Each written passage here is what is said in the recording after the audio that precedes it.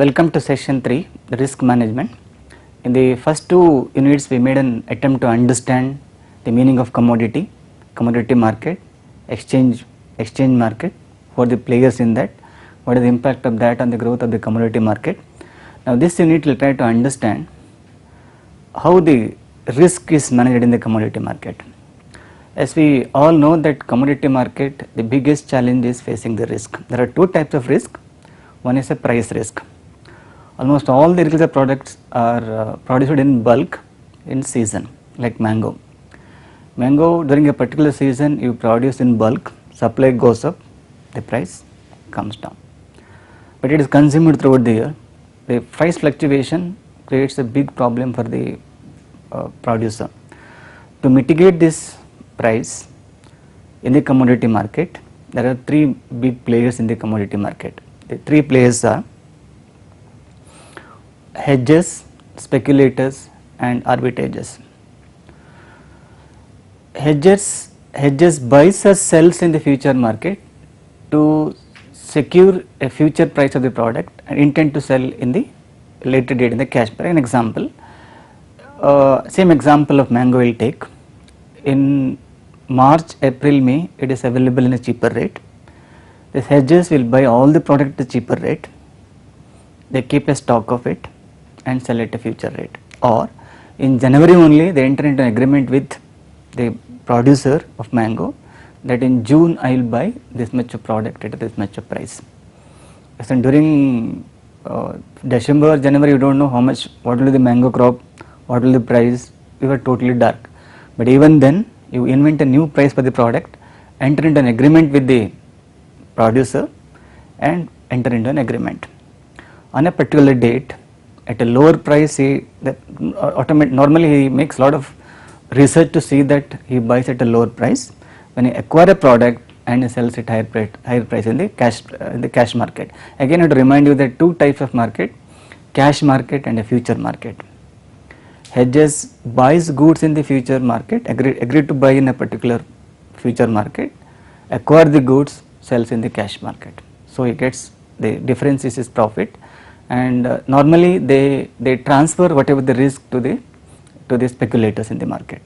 That is how the hedgers operate. We will discuss more of the hedging in the next slides. Next we will understand speculators. Speculators are similar to hedgers, but they do not have an economic interest. Hedgers buy product and sell at a cash market, whereas speculators they have no economic interest. They want to just enjoy the difference between the future market and the current market. I think in the first unit again example of the dealer in rice. I know one person who entered into an agreement with all the marriage halls and the wholesale rice sellers in the market, and also with the rice mill owners. Rice mill owners agreed to buy at a lower price and sells at a higher price. He will just make a telephone call to the rice mill owners and supply this to my client. He neither own the product, nor he take a possession of the product, but he makes arrangement between producer and a seller. In between he makes a huge amount of profit. He has no economic interest in acquiring a product. Sometimes they take a long position, sometimes they take a short position. If you enter an agreement with a longer period, it becomes a long position. He sometimes enter an agreement with a year long period. I will buy your product after 1 year, this rate. Same rate he enter an agreement with other seller that I will sell on a particular date. Sometimes with 3 month, 2 month he enter into a short term agreement, it becomes short position or it becomes a long position. Next we will try to understand arbitrage. They are the participant who have again no economic interest in buying. What they do is, suppose in Coimbatore the tomato prices are very low. He acquires all the tomato price in Coimbatore and he come to know that in Mangalore tomato prices are high, he will sell it in the Mangalore market. He will try to encash the difference between price in one commodity market to another commodity market, and there makes huge amount of profit. And he will have a perfect, again the risk here is, managing risk here is, the definition of risk is managing uncertainty without or with the absence of the information. Suppose you have full information about a product or a place, you do not have any risk at all. Suppose you are going to an unknown place, you are facing a lot of risk. Suppose you are going to a known place, there is no risk at all. If you are selling a goods in the known market, there is no risk at all. He gets full information about both the market and buys product in one market and sells it in the other market. Now we will try to understand more about hedging, because hedging is kind of an insurance to mitigate price risk in the commodity market. Hedging is an arrangement where two counterparties enter into an offsetting agreement. For example, if a wheat farmer and a flour mill owner enter into a forward contract, they can eliminate the risk each other basis regarding the future product. See, wheat farmer, it's a seasonal product. When the crop is in hand, when it's ready, he'll not having no idea about what will be the price. He produces huge amount of quantity, he has taken loan from the bank, he has an assured cash outflow, but he is totally uncertain about at what price he may be able to sell. In that case, he may enter into an agreement with the rice mill owner that in the month of December, I will sell 10,000 quantity of rice to you at 120 rupees per kilo. Before producing the goods only, before cultivation starts, he has an agreement in place. So in December, the price, he said it's an assured, so he got it's an assured calculation of cash inflow. 10,000 into 120, this is my cash inflow. He will budget it accordingly, spend accordingly, and it is his risk, he complete eliminate risk in that. For rice mill owner also, he wants huge amount of paddy or rice in the month of December because the festival season starts, and he is not assured about what price, what quantity goods are available. For him also, at a definite price the goods are available, so he not have to worry about what will the price. He can plan accordingly his quotation to his customer. So both the parties will mitigate the risk by entering into a contract in the future. That is how hedging works. Hedging again can be short term or long term. If you are going to owe foreign currency in the future, agree to buy the foreign currency now by entering into a long position in a forward contract. Or if you are going to receive foreign currency in the future, agree to sell the foreign currency now by entering into a short position in a forward contract. See, look at the dollar versus rupee now. What you can do is you buy dollar now with the, or now it's not possible because the rupee value is going down. If 5 years back, $1 equal to 45 rupees. At that time, if you buy dollar and keep it, now it has gone to 67. $1 you can get 67 rupees. What they do is you buy at a low current price, keep it for some time, wait till the price fluctuates and get a profit out of it. They wait to wait for a longer period of time, then because of difference of price they get a profit, or it could be short term also. The long hedge and the calculation of long hedges, in this, look at the slide there. F1 is initial future price, F2 is final future price, S2 is final asset price. You hedge the future purchase of an asset by entering into a long future contract. The cost of the asset is S2 equal minus F2 minus F1 bracket equal to F1 plus basis. Basis is a very important aspect in the forward contract. Next, suppose same thing, short hedging also, similar formula, initial future price, initial future prices, final future prices, final asset price. Calculation is S2 plus F1 minus F2 equal to F1 plus basis. Now, I will understand what is basis, the meaning of basis.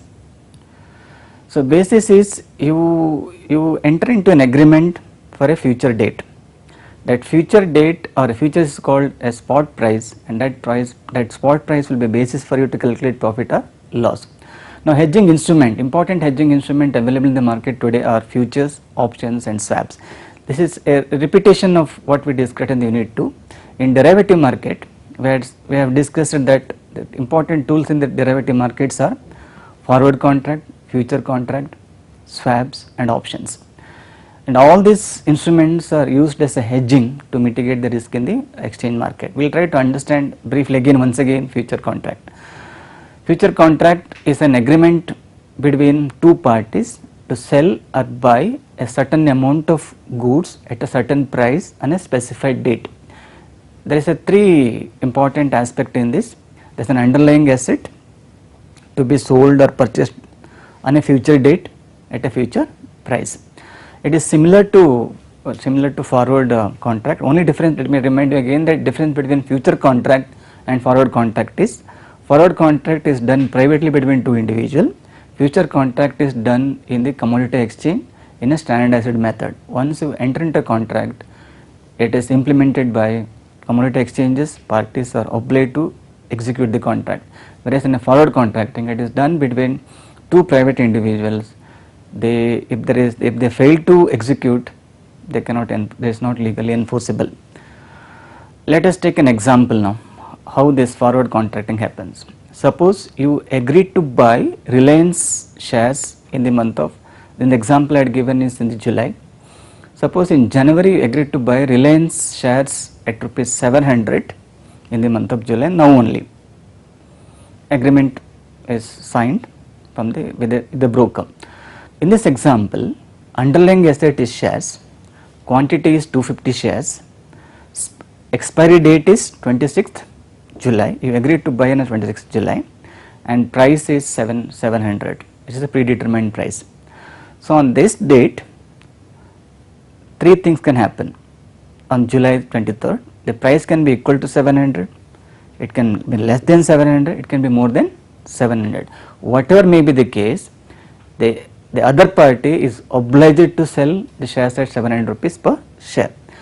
Suppose the price goes up to 800, you had bought 2500 at 700 shares. Now if you are getting a net profit of 10 rupees per share, you are making a huge amount of profit. Suppose the price goes down, in that case also you are obliged to buy at 700 only, but you will incur loss. In future contract you may earn profit, also you may incur losses depending on the situation. Now future contract, again it has three, it helps both the parties. It ensures certain amount of goods supplied at a particular price. Options is again a contract which gives one party the right to buy, other party is an obligation to buy. It's a similar kind of forward trading contract, where one party says, I will agree to buy all your product on a particular date with a particular amount. In that case, the other person has an option or the right to buy the same product. So there are the two important aspect here is, option which give the right to buy is called the call option, while the option which gives the right to sell is called put option.